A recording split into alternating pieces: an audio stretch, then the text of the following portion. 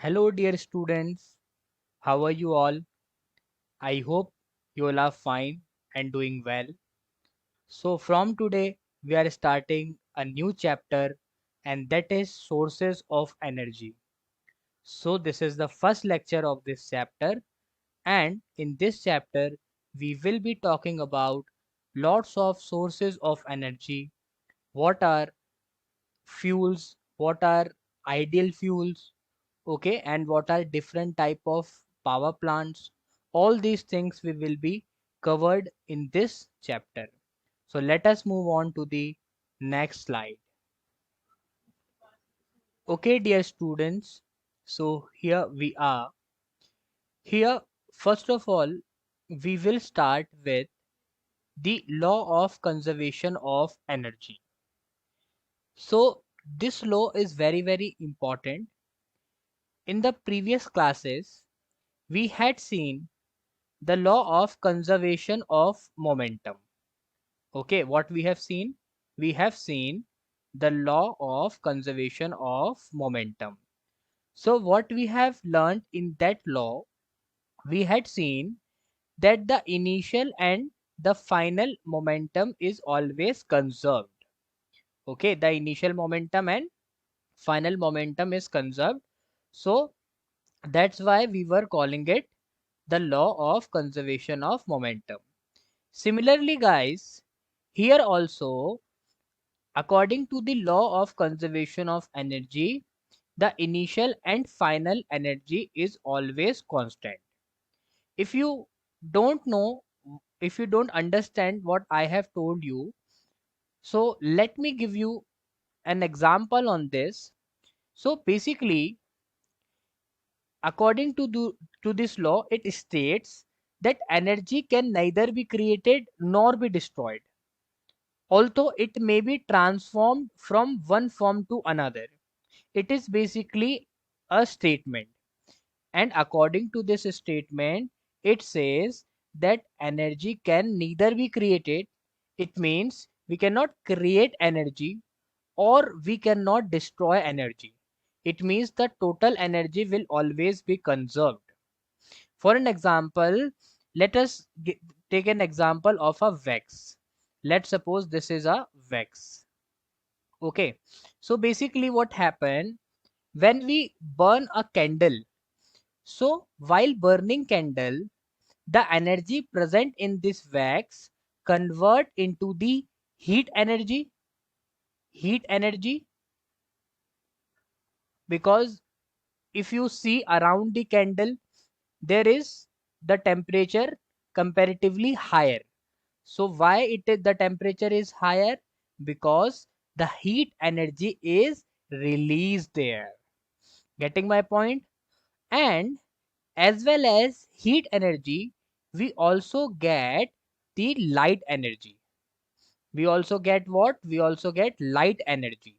So I can say that while burning a candle, I get light and heat energy.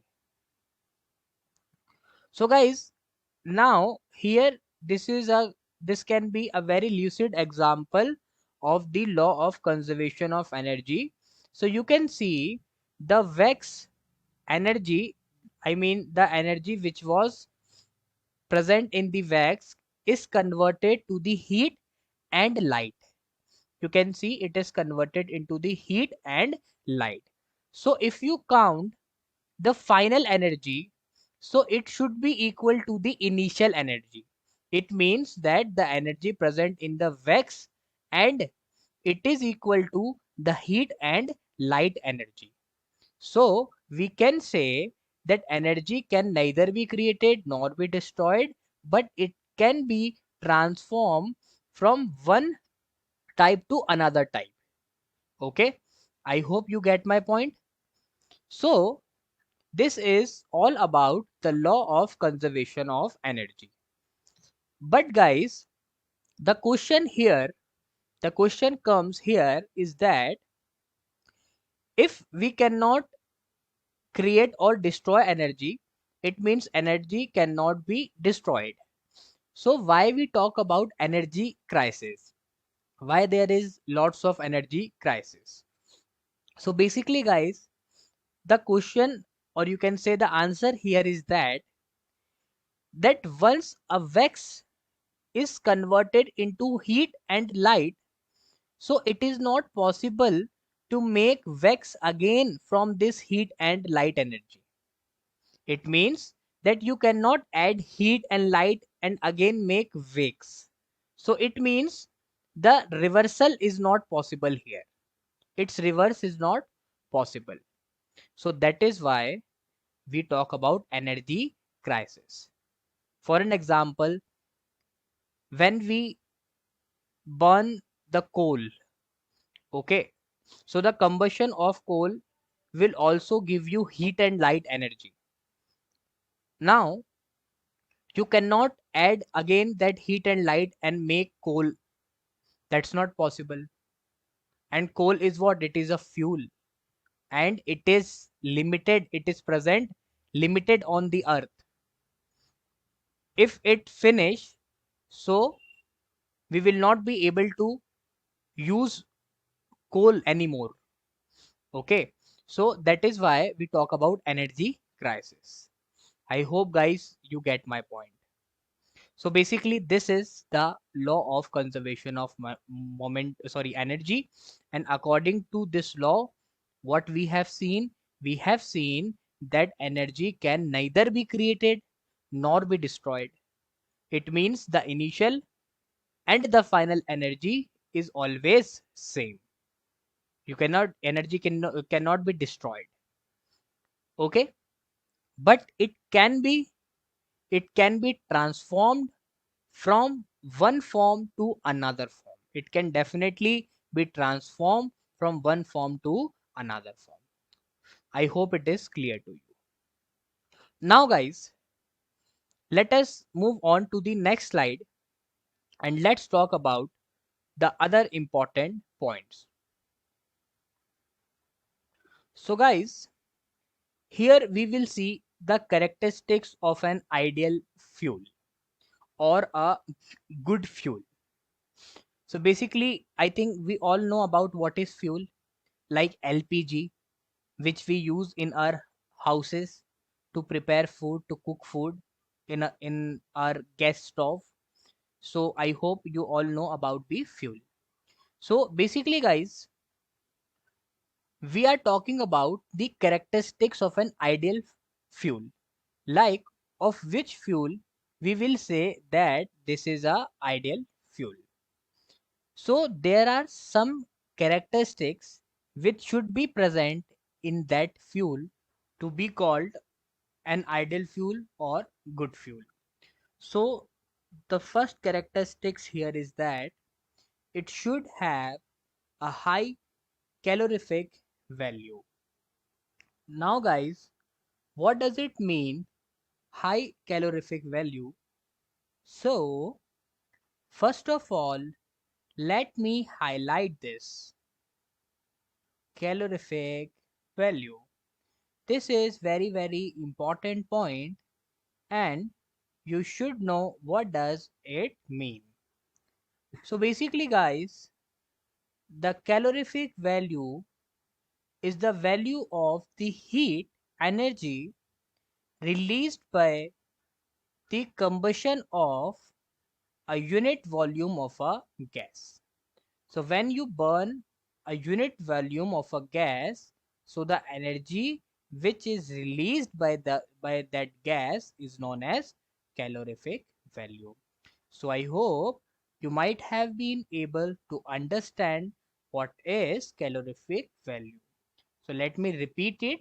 Basically, when you burn 1 unit volume of a gas, so the energy released by the combustion of the 1 unit volume of that gas is known as calorific value. Okay, the amount of the energy, you can say amount of the heat energy released by this is known as calorific value. I hope this is clear to you. So basically guys, if there is a fuel which we consider an ideal fuel, So the calorific value should be very much high. If I give you an example of this, so LPG which we use in our houses, so it has high calorific value. That's why we are using it. I hope this point is clear to you. Now, let us talk about the second point.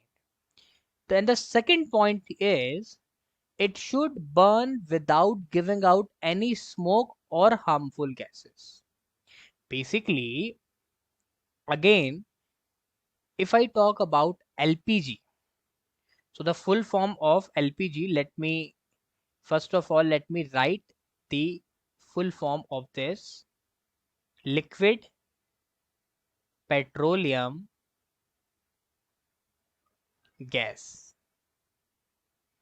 So when we burn LPG, so you see that there is no harmful gas or there is no smoke. So that's why we can call it an ideal fuel. Okay, but if you burn a charcoal, if you burn wood, so what happen? It will release smoke and some harmful gases.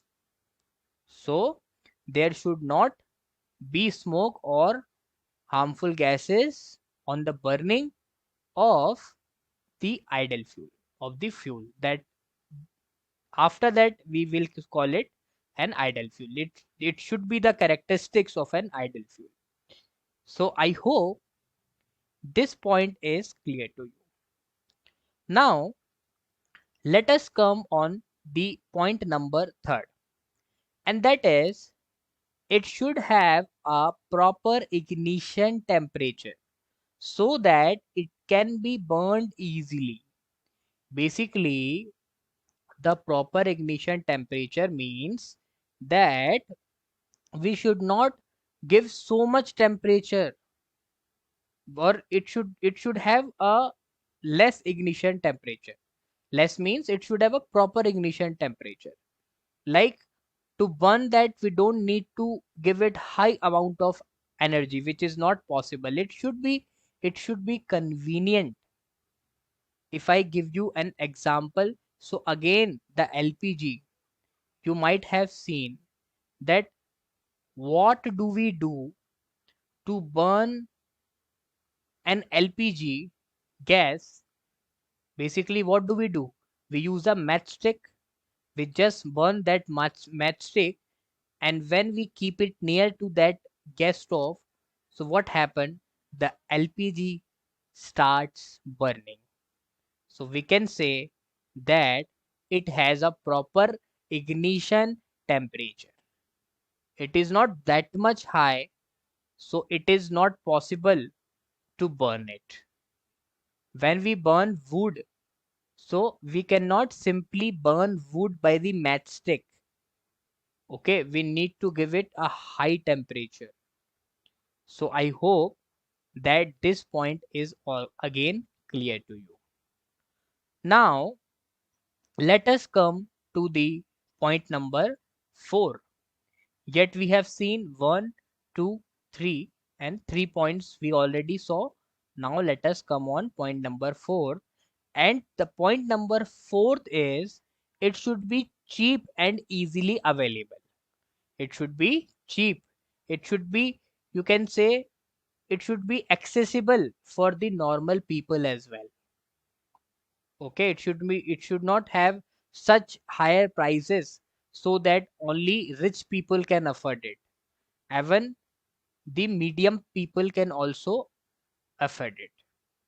Okay, I hope the middle family people can also afford it.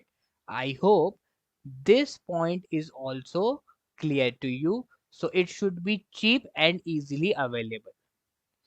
Now let us talk about the other point, that it should be easy to handle, safe to transport, and convenient to store. So again, the LPG, if I talk about LPG, so it is quite easier to handle it. Okay, and it is very safe to transport. Just you can see. that some people come to our house, okay, by the LPG stores, and they give us to that LPG cylinder.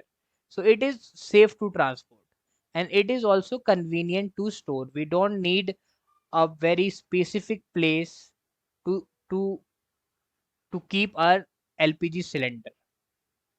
Okay, so it is convenient to store. So I hope guys this thing might have been clear, that what are the characteristics of an ideal fuel. Now let us come to the second last point, and that is it should not leave much ash behind after burning.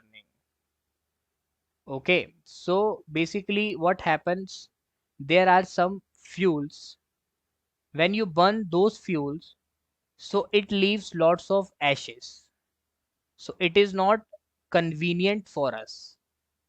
Okay, it becomes so irritating for us.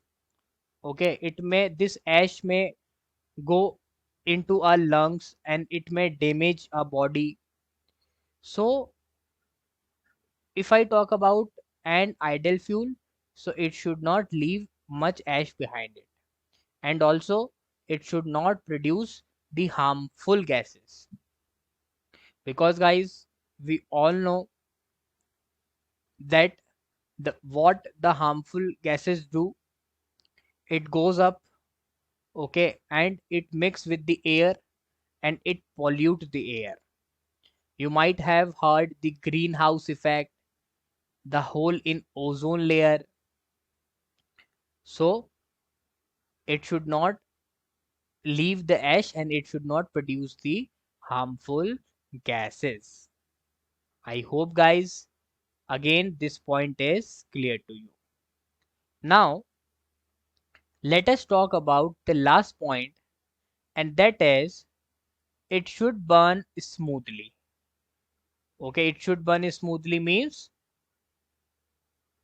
it means that it should be easier to burn it.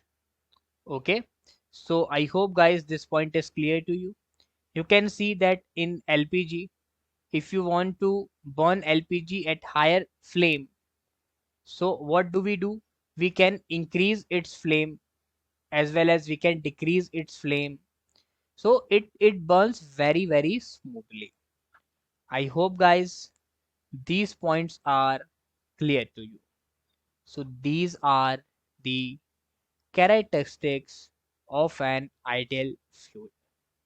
The first characteristic is that it should have high calorific value. The second characteristic is it should burn without giving out any smoke or harmful gases, and it should have a proper ignition temperature, okay, so that it can burn easily. It should be cheap and easily available. It should be easy to handle. It should be safe to transport and convenient to store. And the last 2 points is it should not leave much ash and it should burn smoothly. So I hope guys this point is clear to you. If a gas, or you can say if a fuel having these characteristics, we will call that fuel an ideal fuel. I have also given you the example of LPG. So most of the points you can relate it with the LPG. LPG has, or it has, the most of the points written here. So I hope guys this point is clear to you. So if it is clear to you, now let us move on to the next slide, and let's talk about the other important point. So guys, before I tell you about what is thermal power plants, first of all, let us remind you one thing, which we have studied in the chapter magnetic effects of electric current.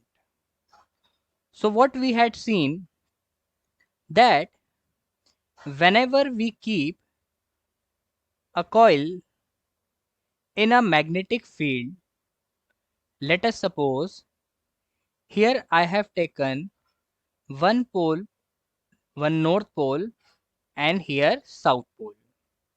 And if I place a coil in this magnetic field like this, and if I rotate this coil in this magnetic field, so the electric current will produce.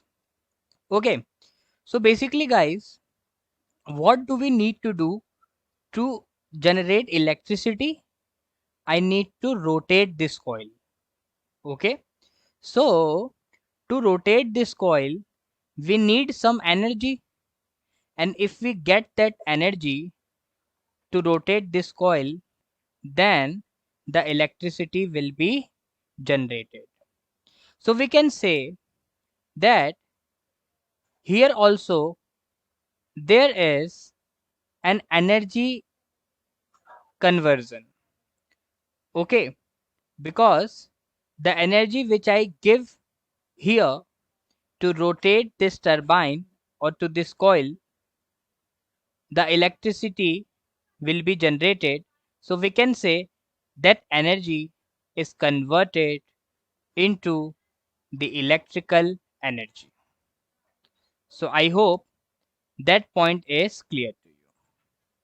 Now guys, what do we do in thermal power plants? Basically, in thermal power plants, there is a turbine. And what this turbine do? Whenever this turbine rotates, so electricity is generated because this turbine is connected to a generator. Okay, so in generator we had already discussed what is the setup in generator. So guys, to give you an example of this, let me take you to the next slide. Okay, so here we are. So in thermal power plants, what do we do? Basically, we use the heat energy. What do we use? We use heat energy to convert water into the steam, because this thermal means heat. Okay, now before uh, explaining you the working of thermal power plant, let us take an daily life example. So we all know that in pressure cooker, what happens when we give heat to this pressure cooker? So let's suppose we have put some water on this pressure cooker. So when you heat this pressure cooker, so the water inside it will convert into the steam, because the temperature of this water will start increasing, and when the temperature increases, the water will change its state. It will convert into the steam. It will change from liquid state to gaseous state. So it will convert in steam. Now guys, there is some energy in this steam. Okay, now by this energy we can rotate this shaft like this. Okay, so basically this is a turbine like thing. So what will happen if you connect a pipe from this cooker to this? So because of this steam, this you can say this shaft will start rotating because the energy, or you can say the steam is passing on it, and because of this steam this will start moving, or this will start rotating. So I hope guys this example is clear to you. So now let us go back to the previous slide. This example was just to explain that how steam rotates the turbine. Okay guys, so here we are again. So guys, what happens basically in this thermal power plant, what do we do? The coal is combusted. Basically we use coal, and what do we do when this coal is combusted? Then due to the combustion of this coal, lots of energy is released. You can see here, you can see here that lots of energy is released due to the combustion of coal. Now guys, what do we do because of, or you can say through these pipes the water is going. So this water is heated, and from where the heat is coming? By the combustion of the coal. So this combustion of the coal is producing heat, and the water is heated, and when water heats up it will convert into the steam, and this steam will be sending to here by these pipes, and it is making the turbine rotate because there is some energy in this steam. So this will rotate the turbine, and we all know that whenever the turbine rotates, so the electricity is generated. So what will happen in this power plant? The electricity is generated by the combustion of coal. So you can say that this heat energy is converted into the electrical energy eventually. Okay, so I hope guys this energy conversion is clear to you. Now you might have been able to understand that why did I teach you the law of energy conservation. Okay, so basically here you can apply that law of conservation. Whatever the heat energy is given here, that heat energy will be converted into the electrical energy.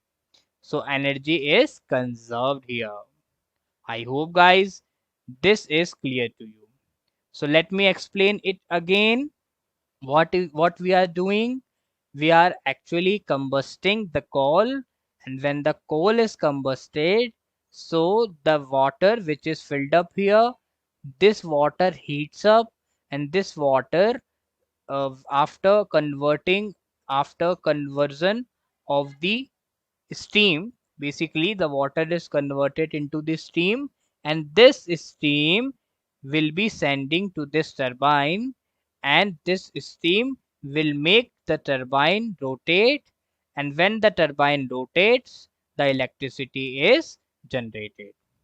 Now guys, we can say when turbine is rotating, so what we are doing it, we are giving it the mechanical energy. So this heat energy is converted into the mechanical energy, and then this mechanical energy is converted into the electrical energy. So this is how the energy is transformed from one form to another. So basically guys, let me tell you one more thing about this power plant, that you can see that the water is used in this process. So the water is converted into the steam. Now what do? We do not let the water be wasted. So what do? We condense this steam again. Okay, so when we condense this steam, when we decrease its temperature, so this steam will again convert it into the water, and this water send here through this pipe, okay, again, and this water is recycled again and again. So I hope guys this point is clear to you, that how do we generate electricity in thermal power plants. Now let us move on to the next slide. Okay, so what do we use in thermal power plants? We use coal, petroleum and natural gas to produce thermal electricity. So basically guys, not all the time we use coal. We can also use petroleum. Okay, we can also use the petroleum. We can also use natural gas as a fuel to produce thermal electricity. Basically, in the place of coal, we can also burn petroleum, natural gas. Okay, so this can also be used. I hope this is clear to you. Now, guys, there is an advantage of the thermal power plant. So basically, what is that advantage? The advantage here is that the electricity transmission is very efficient here. Okay, basically the electricity which is generated in these power plants or in thermal power plants, it is excessive in amount. Okay, so because we are using the energy of coal or natural gases, these has high calorific value, so this gives high amount of energy, and that energy is converted into the this energy is converted into the what, electrical energy. So we can say that the electricity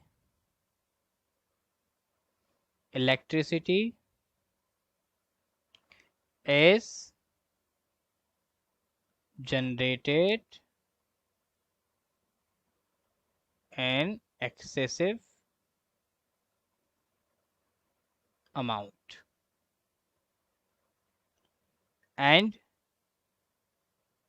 electricity transmission is also very efficient. Electricity transmission is very efficient. I hope this point is clear to you. Now guys, let us talk about the disadvantages. So we all know that the major disadvantage here is that we are using coal, we are using natural gases, okay, we are using petroleum, and guys, we all know that these fuels are limited.